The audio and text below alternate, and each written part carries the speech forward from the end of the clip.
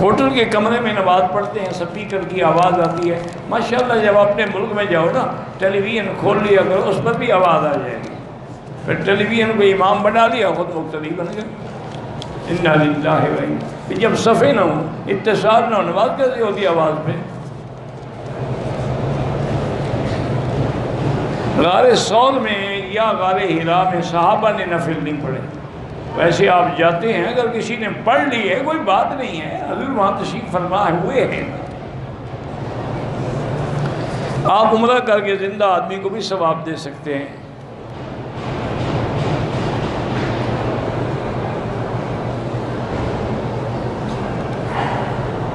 معراج میں 90,000 کلام ہوا، یہ قصہ جھوٹا کسی نے بنایا ہے، کوئی 90,000 کلام نہیں ہوا، وہ تو مقام ادب تھا، التحیات للہ والصلوات والطیبات۔ اللہ نے فرمایا السلام علیک ایھا النبی ورحمۃ اللہ وبرکاتہ، تم پتہ 90,000 کلام، پھر 60,000 عام کے لیے، 30,000 خاص کے لیے، اور کچھ ایسا ہے جو اس کا کسی کو بتایا ہی نہیں۔ انا للہ۔ معراج خود ایک تحفہ ہے، اور سب سے بڑا تحفہ جو ہے وہ نماز ہے، اس کے بعد خواتین میں سورۃ البقرہ ہے۔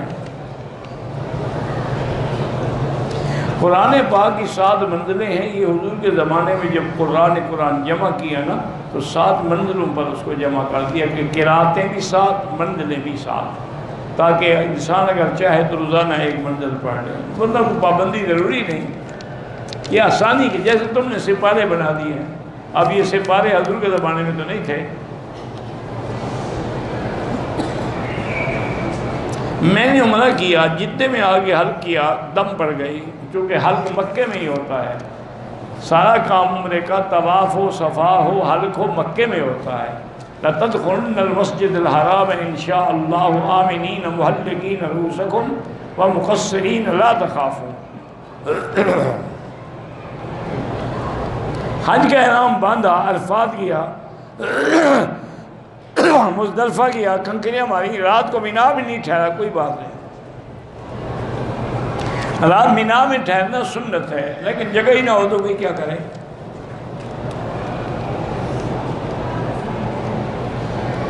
میری بیوی ہے، اس کی ریڑھ کی ہڈی میں درد ہے، سجدہ کی اشارے سے سجدہ کرے۔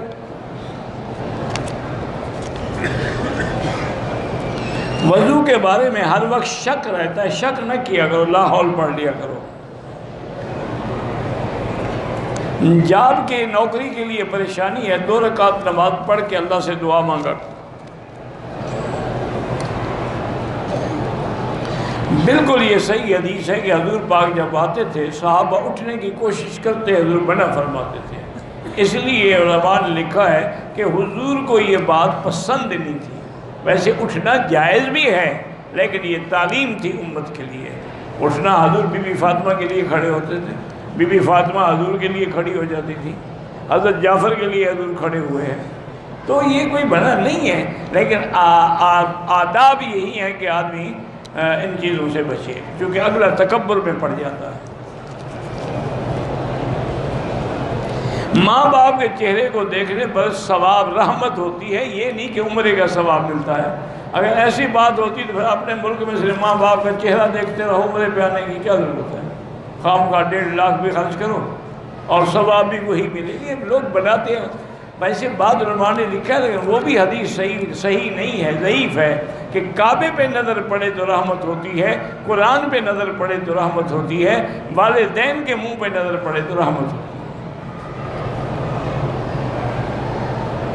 میری بیوی آپ کا درد سنتی ہے لیکن میری بات نہیں مانتی، اللہ ہدایت۔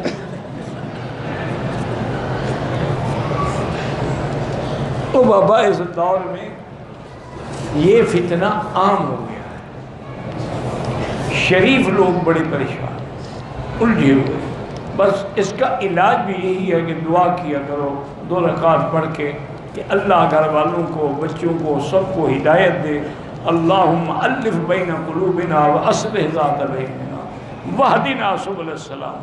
اور دوسرا علاج، اگر صحیح آپ محبت کرنا چاہتے ہیں نا، آپ اس کو روزانہ 20 ریال کا کوئی ہدیہ لے کے دیا کرو، دیکھو محبت کرتی ہے کہ نہیں کرتی۔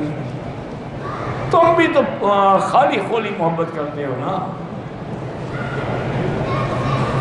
جتنی دفعہ عمرہ کرو احرام دھونا کوئی ضروری نہیں. بریلوی جو دیوبندیوں پہ الزام لگاتے ہیں کہ ایک عالم نے اپنے نام کا کلمہ پڑھوایا، یہ جھوٹ ہے. ایک آدمی نے خواب آ کے سنایا تھا حضور پاک کا کہ میں نے حضرت تھانوی کو کہ حضرت میں نے خواب میں دیکھا کہ میں کلمہ پڑھنا چاہتا ہوں لیکن زبان پہ آپ کا نام آ جاتا ہے. تو آپ نے فرمایا بھی مبارک خواب ہے، معنی یہ ہے کہ تمہارا پیر حضور کی سنت کا متبع اور غلام ہے.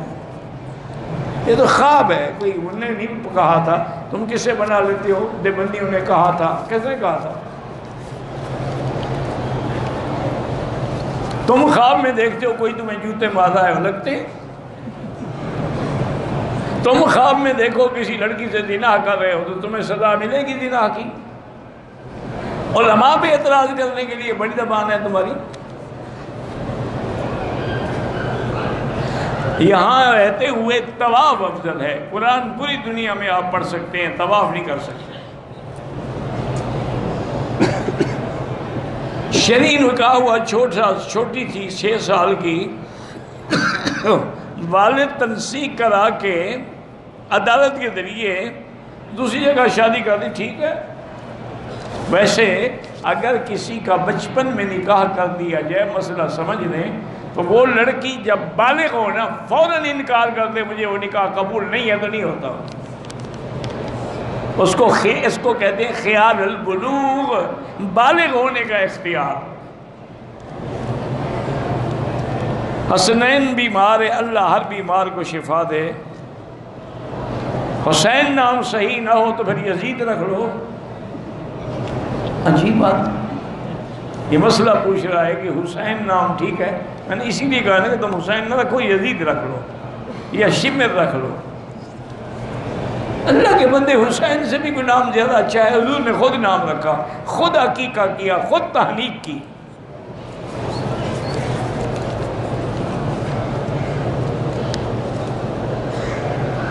کلمہ طیبہ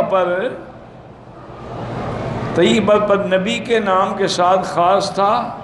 کلمہ تو ہر نبی کا تھا. ابتدا یہی تھی، لا الہ الا اللہ موسیٰ کلیم اللہ، لا الہ الا اللہ عیسیٰ روح اللہ. لیکن حضور کا جب زمانہ آیا تو لا الہ الا اللہ محمد الرسول.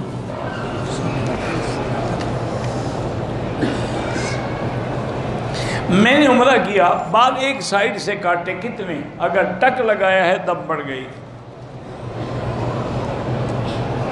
اولاد نہیں ہے تو اللہ سے خود دعا کرو، رب لا تذرنی فردا وانت خیر الوارثین.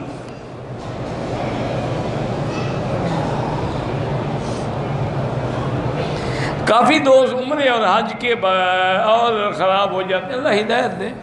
جب آدمی کو یہاں سے ٹھکرا دیا جائے تو اس نے خراب ہی ہونا ہے نا. عمرہ اور حج مقبول ہوگا تو ٹھیک ہوگا.